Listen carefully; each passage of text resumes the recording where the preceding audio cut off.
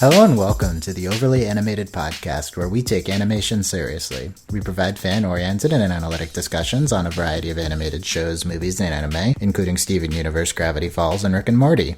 I'm Dylan Hysen, and today I'm joined by Delaney Stovall. Yo. Today we're going to be talking the second episode of the second season of Rick and Morty, Mortynight Run, that aired today, I guess, as this podcast is going up. We're recording this a little bit ahead of time. I hope this season does not have continued leaks every week, but that's what it's looking like right now. You can check us out at overlyanimated.com, everything about this podcast. And warning, this podcast may be not suitable for younger audiences, as the show is not suitable for younger audiences. So, I don't know if this is an especially inappropriate episode, but there's certainly things There's going a lot more cursing in this episode than the first. Yeah. Okay, so let's get into Mortynight Run here. Delaney, what did you think? I really enjoyed it, especially just a good episode, and I know you are too, but like always a sucker for like these kinds of plots and like having a character like Morty and like this, it was very Aang-like in a very inappropriate way, but and just the Jerry Daycare is what sold the episode for me because it's great. Like, they just drop Jerry off and leave him. Yes, we'll discuss the Jerry Burry Daycare for sure. And it was just a really good episode, and, like, Rick's dialogue was just awesome the entire episode. Like, I was laughing pretty much every time he spoke. Rick was especially sassy in this one. He was, he had turned it up to, 12 in this episode. It was pretty spectacular. Of course, Aang, you mentioned Aang from Avatar: The Last Airbender. We should not assume all of our listeners have seen. This episode was a fucking trip. That's how I would describe this one. This is like the best, this is a good example of how fucking weird and interesting and like intelligent this show can be. It's not, and also like incredibly funny. This one is funnier than the premiere. It's less. Yes. It has less of an interesting device. It doesn't have anything as inherently interesting as the split screen that comes up. LSD clouds. Yeah, it does have the LSD cloud songs 3 times. So great. Yeah, so it's, I don't know. It's, I right now I'm very high on this. It's my second time seeing it, and it's... Oh, you're high on it. I get it, yeah. It was, I think it's pretty incredible. I'm not sure it measures up to the best of the first season, but the A plot was excellent, the B plot was excellent, and it just, it had incredible humor all around. I think the main difference from this and the premiere is that the B plot was more satisfying, I guess. I don't know if it was necessarily incredibly better, but I think it tied better to the rest of the episode, and it was more interesting. Yeah, and it wasn't even there wasn't even as much things going on in it, which I guess was there was just so much that happened in the B plot in the premiere, and it was just kind of what is going on? It just kind of all crammed together, and like we had said, it could have been its own episode. Yeah. And so in this one felt more like a B plot, but it was actually funny, and it was just nice. It was just nice. It's just so because I just love when they do things to Jerry, and it just cracks me up. And this was great. This was just so good. Well, yeah. Let's put off the B plot for now. Let's talk the A plot. Okay, so there's a lot going on here. Kind of revolves around the fart LSD cloud. Voiced by Jermaine Clement from Flight of the Conchords, which I did not recognize his voice right away. I'm not super knowledgeable about Flight of the Conchords, but that's why he's singing and stuff, because that's a singing show and stuff like that. But it's that character and Crumbopulous Michael. So I don't know who Crumbopulous Michael is voiced by. I don't see the credits in this version, but Crumbopulous Michael, new favorite character. Yes. Are we allowed to like him because he'll kill anyone? I think so. For 3,000 floorboats. For 3,000. We don't know. Maybe his prices just change. He says he'll just kill for whatever. It doesn't matter. Yeah, so maybe you don't even have to pay him. It doesn't seem like 3,000 floorboats is even that much, because all it buys them is one day at Blitz and Shits, right? But in context, this is Alien Dave and Buster's, and Dave and Buster's is expensive. Yeah, this is for sure Dave and Buster's, which is it's absurdly expensive to go to places like that. So that's a lot of money. It just doesn't get you anything at a place like Alien Dave and Alien Dave and Buster's. Like, Yeah, I mean, speaking of Blitz and Chits, for me, the highlight of the episode is the Roy game. I yes, think this is maybe the best. I don't know how to call it a gag or a concept. I think it's one of the best of the entire show, the entire series, and one of the best in recent memory. Like, it's just so. it's amazing. It's incredible. Yeah, it's not like that inventive on its own, playing the life of someone in a game, I guess, in a sci-fi thing, but just the way it executes is. And like the jokes with it, like, oh my god, you went back to the carpet store after you beat cancer. Like, it's just so funny because like, oh, that's just how. Oh, just the making fun of like video game everything in that was just amazing. I was like emotional watching it for the first time, and then you get pulled out of it. I think it actually has an effect on you. No, it does, Yeah. and that's which is why it's so funny is because it's a simulation. And then I got really confused at first though because the first time I watched was because like they go from him being a kid to then like he has a kid and the kid's like looks The identical kid looks to like him. him. Yeah, it's not. Yeah, it's not obvious that. I was like, wait, what's going on? And then Morty says, "Where's my wife?" when he comes out of thing, and he says something about the. Yeah, later the he's like, rug. we're out of Persian, Yeah. off-white Persian. Well, how does Morty handle all of everything going on here? I mean, that's a good question for the series. How is Morty handling all of But this? like, especially in this episode, like Morty stays like hyper-focused. I'm like, how did you manage that? He's kind of like a very morally correct character throughout the entire show, this entire episode here. I mean, you can question Yes. him saving the guy at the expense of all the lives, but like he's very focused on his. It starts perceived out morals. okay. Yeah, it does start out okay, and then he gets there at the end too. Yeah. Oh my god. Yeah. I don't. I think the Roy game is the gag to beat for this season for sure. Yes. I agree. And all- even at the end, you have Roy 2, Dave. Roy to Dave, was that it? Okay. Yeah. Yes. And the Stinger has an ad for Blitz and Chits, and Justin Roiland doing his like it's like a Blendon Blandon / Lemon Grab voice because he also does those two characters. Yeah. Maybe. What do you think? It's more Blendon or more? I don't know if you've seen Lemon Graham and Adventure Time, but yeah, I think it's pretty Blendonish. That's why it was very familiar to me. I was like, why does that sound so familiar? Now that Yeah. you said that, it's blended. Yeah, it is. It's his fake ad voice is pretty great. And okay, so also there's a Mr. Meeksies in the background of Blitz and Chits. Wanted to point. Oh, that I out. missed it. Darn Yeah. it. Just one though, and he's Just one. just talking to someone. There's probably other creatures that we've seen in the backgrounds. I didn't notice any. Well, of like the ones. the dude who noticed like he's taking him off the grid. He doesn't have a social security number for Roy. That guy, like I recognized him. I don't know what I recognized him from. I don't know where he's Like from either. that but alien. There's a lot of species to keep track of in the show. Yes. Definitely need to rewatch the first season. Let's talk the fart, which is actually his only name in the episode. He is fart. Like he's like I am fart now. Yeah. I did. Morty apologizes for being his name ending up as fart at the end. So we have a few. The main thing with him is making fun of telepathy, kind of satirizing that. It's we start off by him. I forget what they're trying to get from Morty. His name or his something, and then he reads Jessica's feet from Morty's head, which I didn't even get at first, and because I don't even remember Jessica, but that's Morty's fake love interest, I assume, from the first season. Yeah.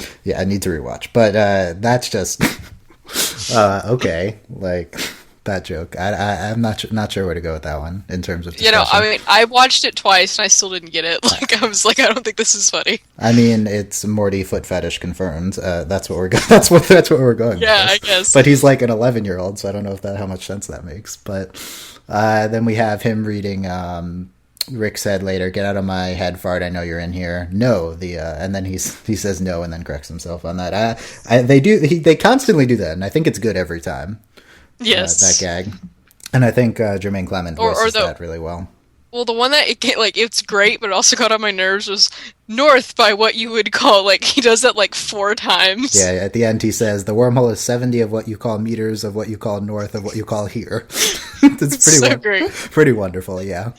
I think that's a perfect usage of absurdity, only getting to the maximum amount of absurdity the last time you use the gag. I think it's just pretty good humor usage, build up I guess. and then Yeah. stop. Okay, the other distinctive thing about the fart is his "Goodbye Moon Men" song, which is I don't even know what to say about this. so great. Is like, I feel like I'm missing something. Is this supposed to be a specific parody of something, or is it not? I honestly don't know. I mean, yeah, I don't know. It could just. I can't read the reviews of this ahead of time because we're recording it before the episode comes out. But it's. I mean, I imagine if they do it 3 times, they have to be making fun of it, making fun of something. We talked about this last podcast. The show satirizes a lot, and it's hard to keep track of what it's satirizing and which lines and messages and morals are satirization. And it's probably just everything. Yeah. But at the same time, if everything is satire, like nothing is satire. So it's I don't know. Somewhat of a difficult show to discuss. We say as we podcast on it. Yes. We get, so the first time, I don't know if there's anything specific to talk about, but then the second time, we have him going into the head of the gear people cop, and just, this is like one of the top ones from the episode too. Just hilarious, making him kill himself. After, says my life is a joke. My life is a joke, and he just like, what? Triggering the death of like 100 of other... Like, it's more than 100. Like, they just brutally murder like half the population of that city. Oh my goodness! That chain reaction was ridiculous. It was pretty wonderfully dark and hilarious, I would say. It was so great. Well, the best was like the look on Rick and Morty's faces, like as it happens. Yeah. That, and then the third time it comes back is when they're sending him off at the end, which Morty uses an excuse to shoot him after the revelation. That was dark, Morty. Yeah. It was dark. I think we all agree with Morty's decision here because Fart monologues on how they need to how they'll be back for the cleansing. He says carbon-based always a fun word. Cleansing. Carbon-based life is a threat to all higher life. Do you think carbon life? Do you think the fourth dimension guy from the first episode of the season is a higher life form according to Fart? I mean, I would assume, but it's also hard to say because... It seems like he's carbon-based, though, right? Yeah, because that's the thing. It's like, because we know he's not carbon-based, Fart, because he's a fart. He is he's gaseous. But, and then even then, like, it's kind of weird because he can manipulate matter and, like, atoms, so it's like, what does it matter if it's carbon? Carbon's just, like... And he could, like, make everyone something else? Considering how omni-powerful it seems like this guy is, I don't understand how he's captured so easily and like it just seems like, and Morty can kill him very easily. He can add atoms to things. Why can't he just manipulate everyone to his will? You know, like what? Also you got to question the ending of him not seeing Morty killing him coming. Yeah. Yeah. I mean, well, I guess in the throes of the song, Morty's distracting him from singing, but like as he monologues, he should be able to read his head. Yeah. It's okay though. I still bought it. It's fine. It's fine. So we had before the the first reprise of the Goodbye Moon Men song, we have them hanging out with Gearhead. So do they? Okay, I don't know. Are they on Gearhead's planet or do they go to his planet? They go through the portal right after the first. See, that's what. I didn't get that either. They're on the asteroid, I think, which they call it the unmarked asteroid or something, where the Daycare is and where also Blitz and Chitz is. It seems like both of them there. Then they go through a portal and they go to Gearhead's planet. But then Gearhead betrays them. He says, "Calling me Gearhead is like calling a Chinese person Asia face," which seems it's that. I think it's pretty in character for Rick to just call him Gearhead, Gearhead. One gear person he knows, Yes. I mean, that's, of course. Earlier, we almost had him monologuing on the Gear Wars again, which is wonderful. Yes. Would you want to see another monologue on the Gear Wars?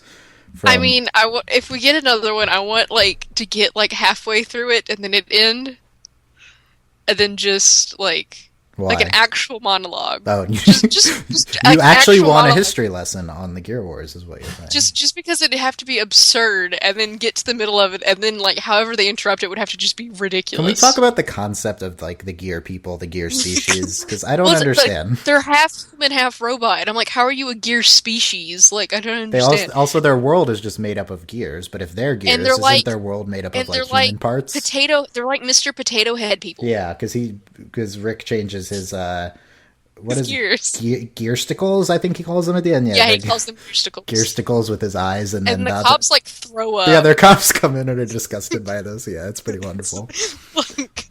What? I don't. Yeah, this like, are they born? Are they built? Out like, of all the ridiculous species in Rick and Morty, I think this is the most absurd one. I don't think it makes sense, but I'm glad they went back. And then they have like a deep and rich history, like the Gear Wars. What? They do, yeah. So that was. I'm glad we got them one last time. I don't know if we. And of course, he was a mechanic. Like, really, how typical. Yeah, of course, the Gearhead is a mechanic. Yeah. I don't know if that was established before or not in the party episode, but there's a lot going on.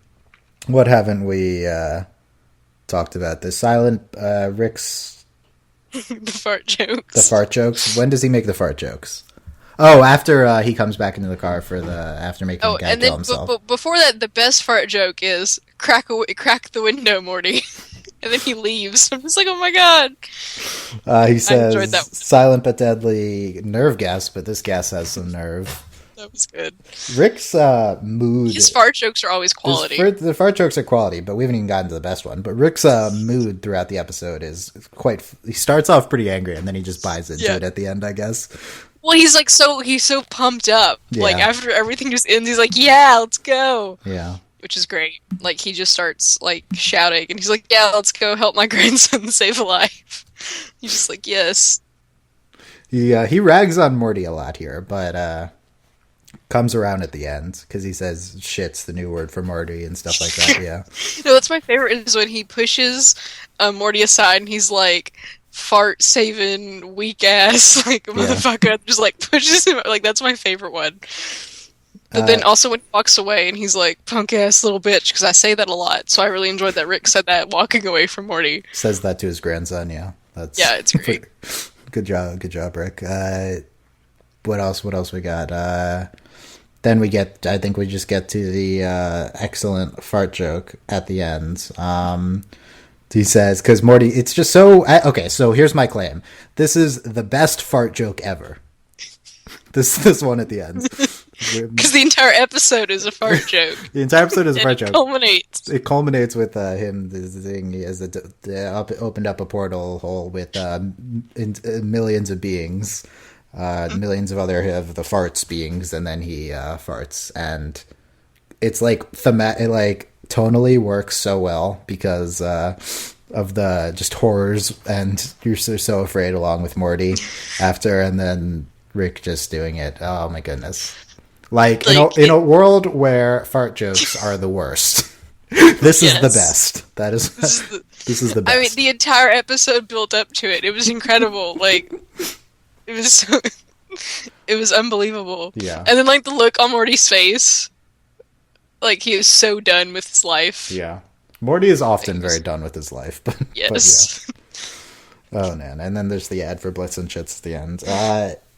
That A plot is so good.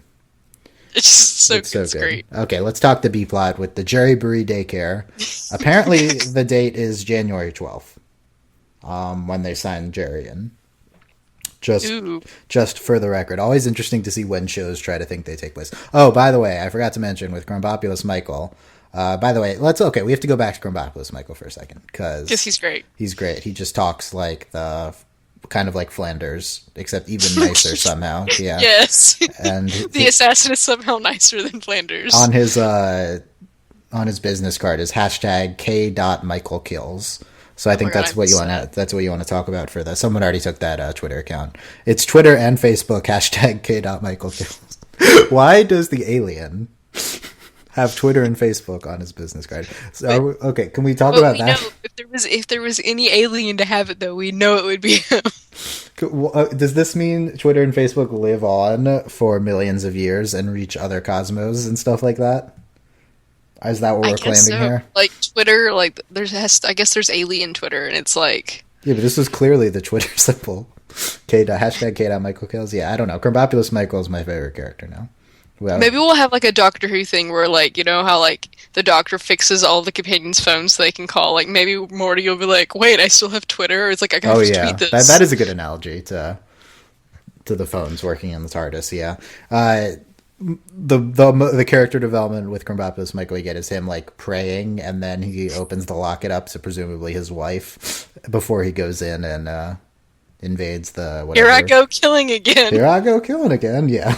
So great. And then he just like. What's the best part is that we get this first, and he like carefully kills everyone, and like he just kills everyone who crosses his path, but it's like for his goal. And then like the rest of the episode, everyone just gets murdered. Yeah. Like, I mean, we haven't even gotten into how he's the fart was being stored in a government. I forget what. There's getting into the actual mythology of the show. I'm not super interested in it, but like Rick's like not the actual mythology, but like the vague backstory of the Federation government, right? Then which we're not aware of, and Rick's like, I don't have time to give you my entire backstory, but me and government, not good. Yeah. So yeah. why is he have to kill a prisoner of the Federation government? I'm not sure on that one. Like, you're right. We just have to accept at the end that it was like a good thing. Who hired him to kill a prisoner? Isn't he already? I guess someone could have been planning to use the fart for their purpose. Yeah. I don't know. I don't understand. That's okay. It can poop gold, so. It can poop gold, yeah. Well, it can theoretically poop anything, but. Jerry Bree Daycare, back to the B-plot. They have a lot of stuff with him interacting with other Jerrys. Okay, let's talk the mechanics of this, because towards the end of last season, we get introduced to the concept that there's just, like, millions of Ricks and Mortys. So now we have the corresponding Jerrys, but like they selectively pop up and they interact on the same planes. Like, I'm not sure. So do you have comments on this mechanically? Well, I feel like so like they had like the Council of Ricks, and so like they all met and all that stuff. So like I guess it's kind of like they can pick a dimension that they can all just like or whatever, and then also, but I think. This works even better because it's an actual location, like it's the asteroid. And he was talking about how it's protected, no one can find it, and he even like he did something that like phased it into existence. So either it was hidden or like hidden, like it's actually so there. So you think he's actually playing with dimensions and stuff, and that's how he interacts with the other. Okay, there's only one Blitz and Chits and Daycare, even though there's millions of universes. There's this one like crosses all of them or something. Yeah, like they can like do whatever, and like that's the same with the Rick Council. I don't remember that episode specifically where that takes place, but yeah, I don't remember either. I don't even know if they showed like where they were. That they were just. I can buy that though. I mean, it doesn't actually make sense, but I can buy that within the show. You know. Well, and it's kind of like Doctor Who, and how like the Doctor can cross his timeline. He doesn't want to, but he can. Yeah. And like even there was like that weird little like mini episode where the Fourth Doctor and like the 10th Doctor like exist at the same time because the TARDISes overlap. Yeah, I mean, so like I feel like Doctor like doesn't get into this type of multiple Ricks all at the same time, right? We never just get 1,000 Doctors, and Rick's like, I wish I was the Rick that invented this. He's rich, right? Yeah,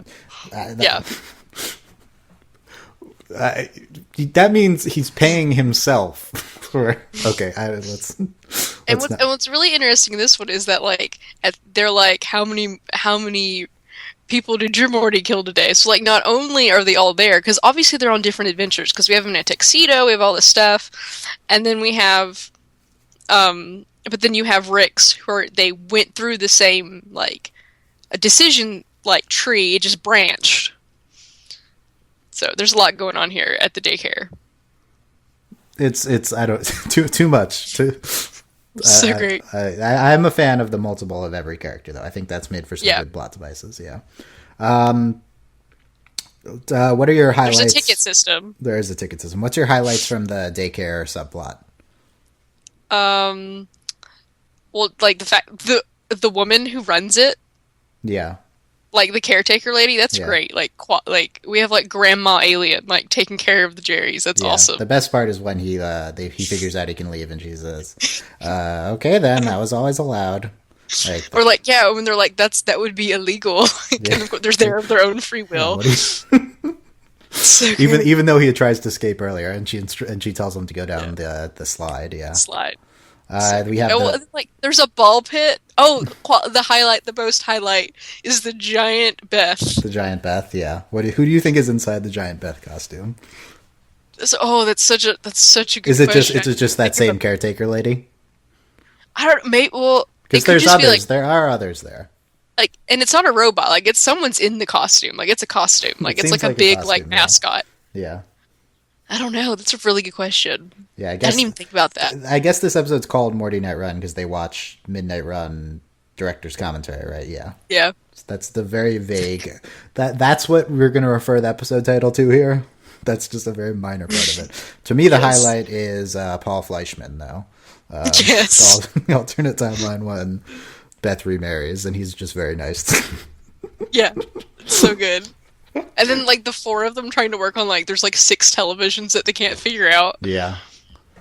And then Well, the fact that there's a ball pit. the repeating, they're just, the like- repeating dialogue. It's all just very well done. Just the Oh, and then there's even the dark part. It's like this is where yeah, the Rick and Morty's never came to pick them up, which suggests 2 things: that they just left him, or that they died. yeah, that's true. What happens when Ricks and Mortys die on other timelines? I guess nothing. Yeah, because they're just dead. Well, we know that happened because like Rick and Morty, like they died and they moved into their dimension, Yeah. and like their bodies are buried in the backyard. Oh boy, yeah, this show. Just- This show. Okay. I don't know. I think we covered everything from Mortynight Run. Anything else I'm missing? Oh well, and then they might have the wrong Jerry. Oh yeah, they might have the wrong Jerry. Par for the course with this. Like, does it even matter? Like, I don't see why it matters. Unless it's the Jerry. Unless it's they take back Paul Fleischman, then that would be the only time. that would be the problem. Or then didn't we even see like the Jerry from like the zombie apocalypse nonsense? Oh, I'm not sure. I thought that was him, but I don't know. Like the one with the goatee. Like I don't know why. Yeah, there you go. I don't know. I think the B plot was good. And it was also sufficiently in the B, if that makes sense. Like I do. Yeah. Like yeah. Like, do you have a what? I have a question. Yes. There's a Jerry when they're sitting at the table. Like I know, like he has like man boobs and like he's not very fit, so like it's not like he has pecs or anything. But like I swore for a minute that we had like trans Jerry. I don't know if you saw him. I don't know. No, I'm not sure what you're talking about. Like, I don't know. There was one at the end of the table in a tank top, and I was like, I'm really confused by this design. Like, I didn't know what was going on. So if someone else maybe noticed, let me know. Like, am I insane? Can I just not, like, I thought that Jerry had breasts, and I was like, I mean, he has breasts, but I meant, like, it looked like I don't know. Maybe there is a female Jerry. I don't know. I don't know how much time and thought they put into the background designs of the Jerrys. Maybe a lot. But it seems like that would be something they do, though. That would be something they would do. I agree. Okay. Mortynight Run. Overall, better than the first episode. How good overall? Yes, better than the first episode.